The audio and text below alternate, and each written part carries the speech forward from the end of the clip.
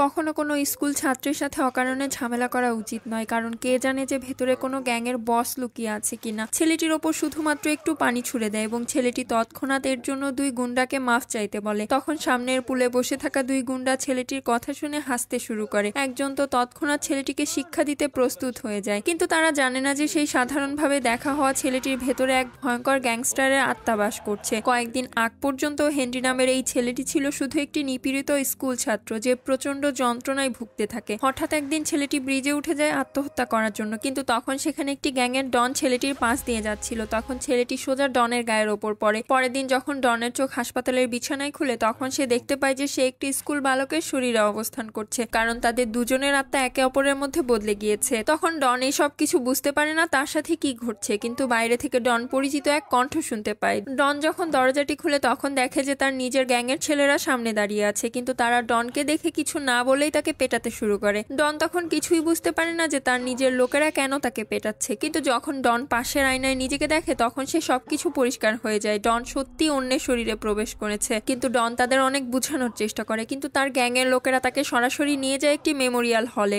সেখানে ডন তার নিজের ছবি এবং নামের একটি মেমোরিয়াল দেখতে পায়, যা দেখে ডন রেগে আগুন হয়ে যায়। ডন তখন তার পুরনো শরীরটি খুঁজে পায় যা হেনরির আত্মার সাথে বদল হয়েছে, এবং ডন তার আত্মার সাথে শরীর পরিবর্তন করার অনেক চেষ্টা করে। ডন আবার ব্রিজে উঠে এবং ভাবে হয়তো আবার লাফ দিলে কিছু একটা হবে, কিন্তু যখন ডন তার চোখ আবার হাসপাতালে খুলে তখন সেই স্কুল বালকই থেকে যায় এবং তার আসল শরীর এখন ছাই হয়ে গিয়েছে। এখন ডনের কাছে আর কোনো বিকল্প রাস্তা থাকে না, ডনকে হেনরির শরীরেই বাঁচতে হবে। তারপর ডন হেনরির ট্যাপ ফেসিয়াল রিকগনিশন দিয়ে আনলক করে এবং তার ডায়েরি পড়তে থাকে, এবং তা থেকে জানতে পারে যে হেনরির জীবনও কোনো ভয়ের স্বপ্ন থেকে কম ছিল না। স্কুলের গ্যাংয়ের লোকেরা প্রতিদিন হেনরিকে অত্যাচার করে এবং তারা হেনরিকে বাধ্য করে যে বাড়ি থেকে মূল্যবান জিনিস চুরি করে আনতে, না নিয়ে আসলে সবাই মিলে তাকে মারধর করে। একদিন হেনরি এক ক্লাসমেটকে দেখতে থাকে, এর জন্য হেনরিকে গুজব ছড়িয়ে দিয়ে বদনাম করা হয়। তারপর থেকে কেউ হেনরির সাথে কথা বলে না। হেনরিকে নিয়ে সবাই হাস্যকর ঠাট্টা করে এবং যেখানেই হেনরি যায় সবাই তার দিকে আঙুল তুলে। এই সব পরে ডন তখন প্রচন্ড রেগে যায় এবং হেনরির ট্যাপটি ভেঙে ফেলে। ডন যখন হেনরি হতে চায় তখন ডন ভাবে যে নতুন জীবনটা হেনরির মতো নয়, বরং ডনের স্টাইলে বাঁচবে। স্কুলের প্রথম দিনই ডনের জন্য একটি বিলাসবহুল গাড়ি এসে দাঁড়ায়। ড্রাইভার বলে, সাহেব, আগে তো স্কুলে পৌঁছানোর আগেই নামিয়ে দিতাম, কিন্তু